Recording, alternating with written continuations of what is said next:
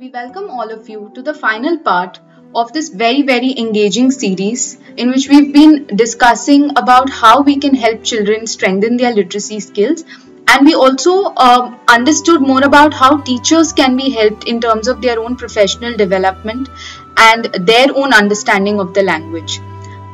For today's part, we have with us Ms. Simran Rahul Keni, who joined Muktangan in the year 2012 and is entrusted with the responsibility of assisting in the function of the Hindi department as the Hindi subject faculty. Thank you so much for joining us in this discussion. In the previous parts, we have spoken about the challenges, we've spoken about how to help children through different strategies to mitigate those challenges. We've also discussed about how children with special needs can be particularly helped, and we've spoken about the professional development of teachers. And some of the points that were raised were extremely important for us as teachers, educators, and even as a community to understand. So now we would like to delve deeper into this topic, and I think the most fundamental question that many teachers and educators struggle with is how to assess the child based on these literacy skills. If we are saying that children have different learning levels, then obviously the assessment also has to factor in those individual learning needs. And we say that assessment for learning is a process where children and teachers work together towards the desired educational outcomes rather than evaluating a child solely which is based on marks. What are some of the components that are specific to Hindi language that are crucial in terms of assessment for learning? Thank you. Components are base of the language, and when we're talking about Hindi language, it's more important because these components adopt each one's language to the society. So here we have to understand first what is meant by components. Yani ghatak. So components means spelling system, knowledge of letter and knowledge of word meaning. जैसे कि अगर मैंने कहा क से कलम, का है तो दिमाग में क, ल, म ये अक्षर उभर कर आएंगे, तो ये अक्षर उसके चित्र के साथ उभर कर आते हैं। इसलिए जो कि जब शब्द बनता है, अक्षरों से बनेगा एक शब्द और उस शब्द से जो हमें मीनिंग मिलता है तो उसे हम कहते हैं कलम यानी pen. So this is the most important component. And also in language we work some other components like phonetics, स्वर विज्ञान, semantics यानी अर्थ विज्ञान and grammar. In grammar, we have talk about morphology यानी आकृति विज्ञान और sentence formation यानी वाक्य रचना। जैसे अगर मैंने कहा म अक्षर परिचय करना है हमें, तो शिक्षिका म अक्षर से गाना बताती है। इसमें म से मछली, म से मटका, म से माला यानी म अक्षर पर ज्यादा से ज्यादा जोर दिया जाता है, जिससे कि अक्षर के बारे में अक्षर किस तरह से लिखा जाता है ये बताया जाता है, यानी उसका आकृति विज्ञान समझ में आता है। और उसी के साथ साथ म अक्षर से मछली यानी पर्टिकुलर पिक्चर दिमाग में उभर कर आता है। So this is the phonetics, and when we talking about semantics, here we can say कि मतलब यानी मीनिंग। जब हम कोई अक्षर बताते हैं तो उसका परिचय करते हैं, जैसे अगर हमने म अक्षर का परिचय करते वक्त गाना गाया है मछली जल की रानी है, तो यहाँ जल मतलब पानी, पानी और एक अर्थ होता है नील और तोय, यानी हम जल को अलग अलग शब्द बताते हैं। सो यहाँ बच्चे सिमेंटिक्स को भी रिकॉग्नाइज करते हैं। And also all this along with all these components we also focus on listening, speaking, reading, writing and understanding. And when we talk about assessment in Muktangan, we assess students on the basis of ongoing observation while learning Hindi language. Here in Hindi language, higher grade students are assessed in two ways: summative assessment and formative assessment. And the other grades in Hindi subject, we assess student basically daily observations in the classroom. जैसे अगर हमने कहा कि कहानी के बारे में हमें ऑब्जर्वेशंस करने हैं कि स्टूडेंट किस प्रकार से अपनी प्रतिक्रिया देते हैं, तो पहली और दूसरी कक्षा के छात्र कहानी का अभिनय देखते हैं और उस कहानी को गाने के जरिए सुनते हैं। फिर उसी कहानी को वो क्रम के अनुसार बताने की कोशिश करते हैं, जहां वो उस कहानी की सीख बताते हैं और शीर्षक भी बताते हैं।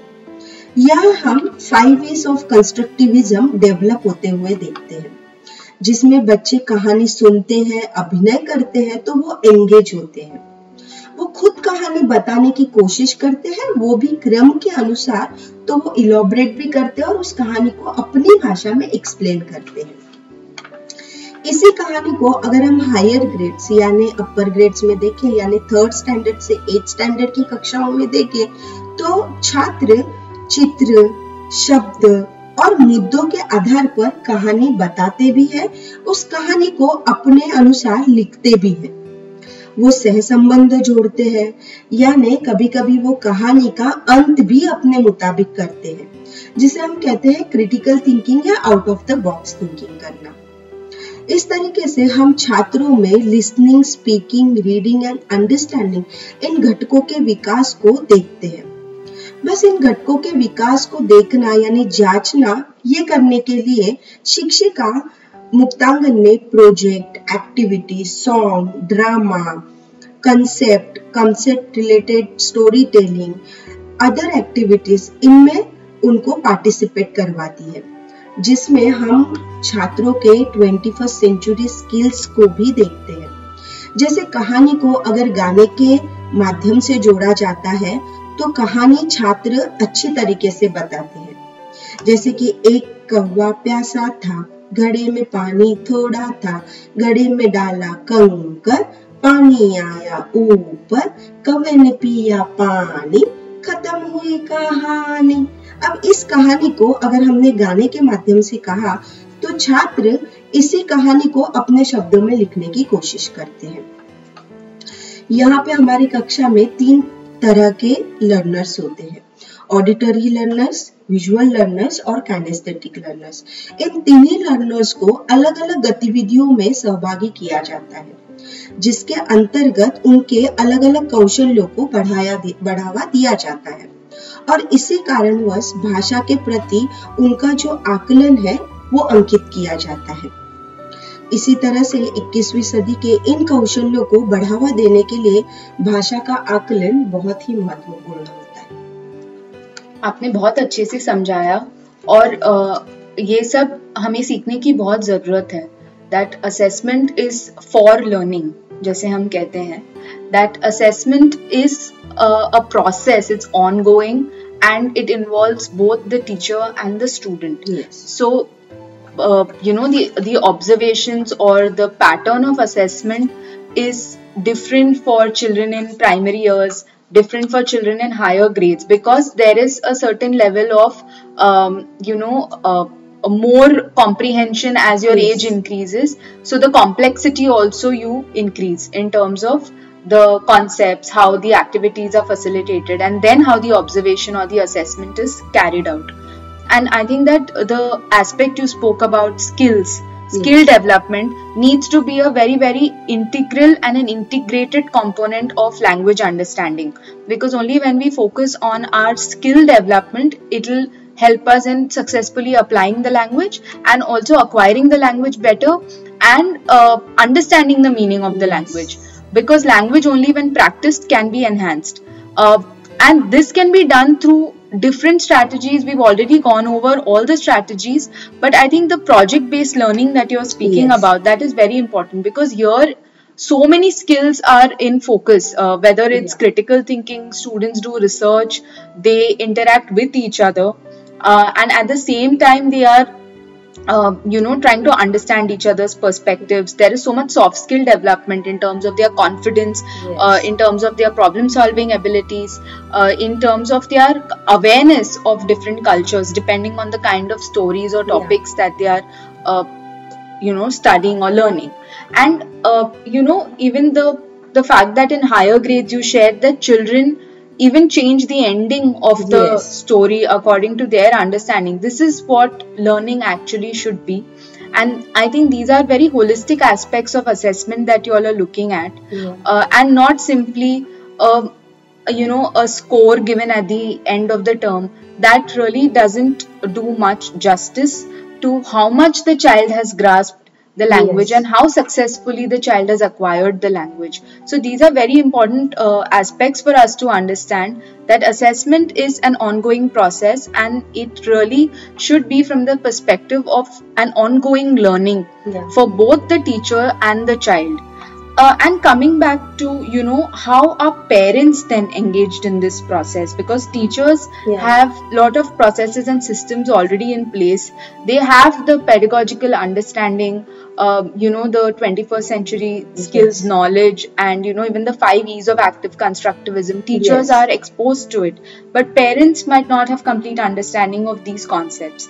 Then how are parents engaged in this process, and especially parents who don't speak Hindi at home? Yes. Actually, our Muktangan is an inclusive model.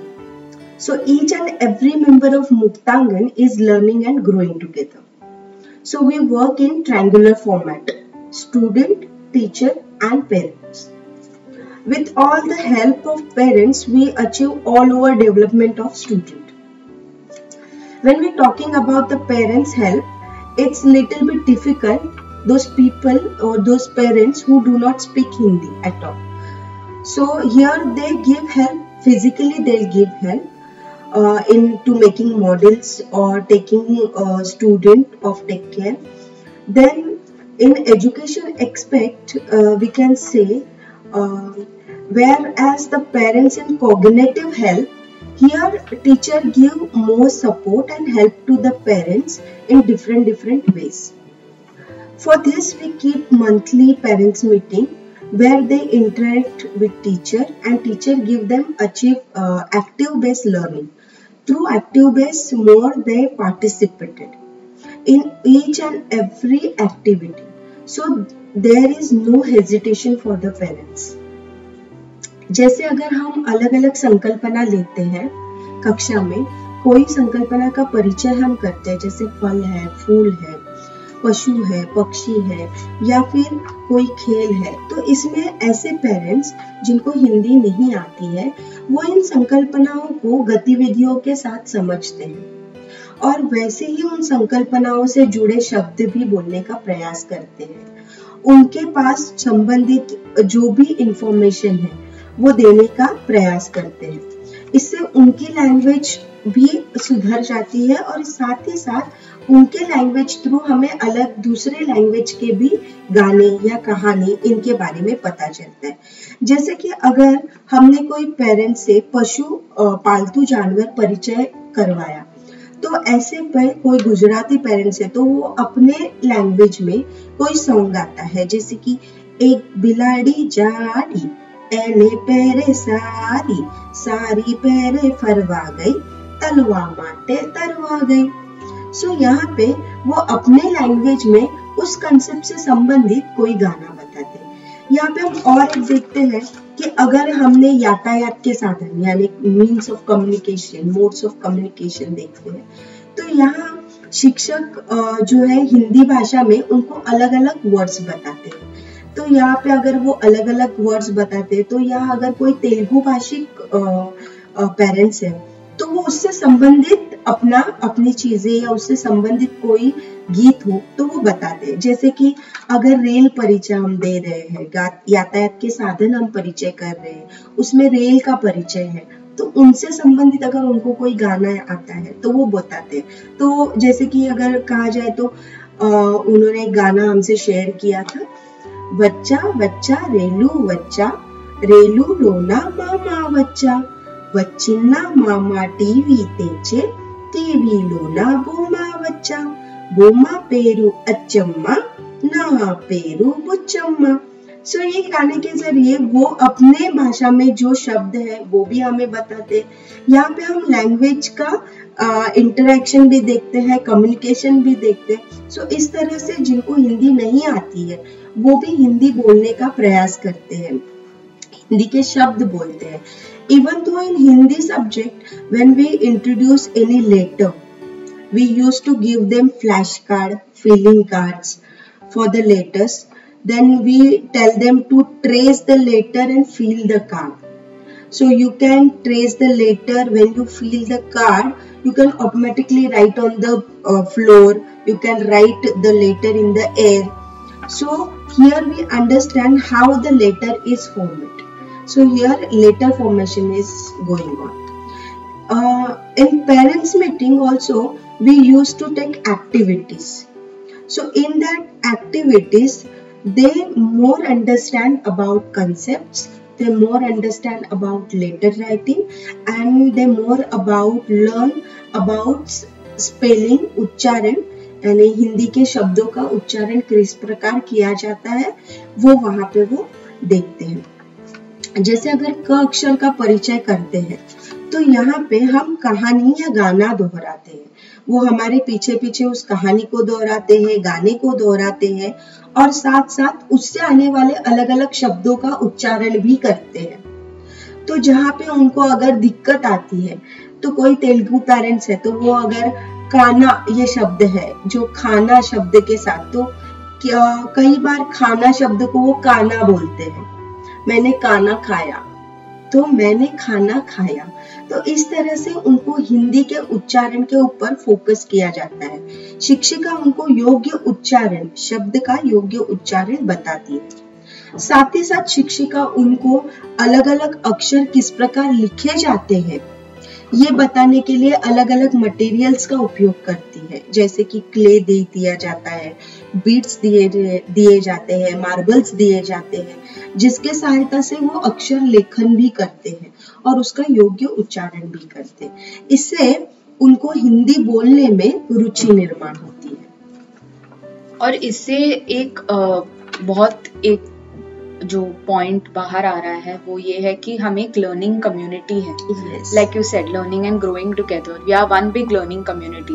And you know it's so important that everybody feels like they are part of the education process, the learning process, and this includes parents. And like you shared that parents are also sharing songs in their own language. There is so much of exchange of language between parents, teachers, children, and each person then feels included.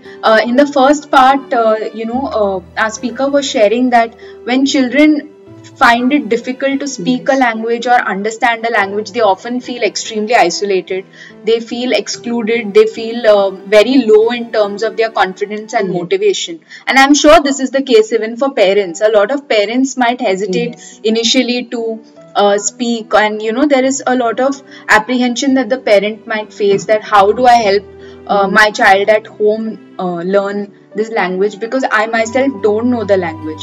But I think this culture of support that is created for everyone, including teachers, parents and children, this is what makes it extremely a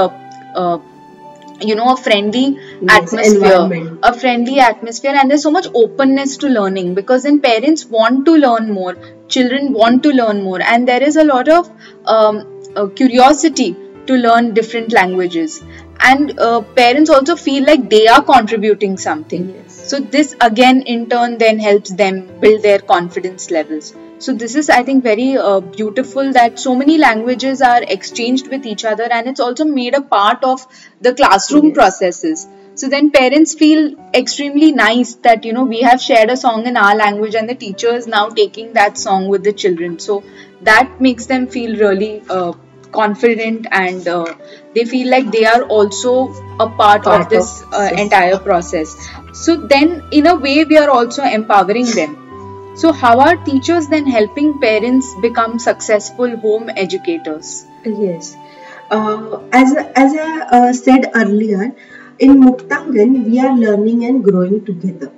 So we work in triangular format, student, teacher and parents. So it's perfect triangle. It is triangle where we all connected with each other. In this process, our Muktangan Hindi subject teachers give lot of support and help to our parents to become home educator. Here teachers give worksheet related to the letter, and the concept of parents, to understand the concept of parents. So जैसे अगर उन्होंने म अक्षर परिचय किया है तो उसके लिए वो म अक्षर की कोई कृति पत्रिका यानी वर्कशीट देते हैं। उस वर्कशीट को किस तरह से सुलझाया जाता है या कैसे सुलझाना है, कैसे सॉल्व करना है, ये बताया जाता है।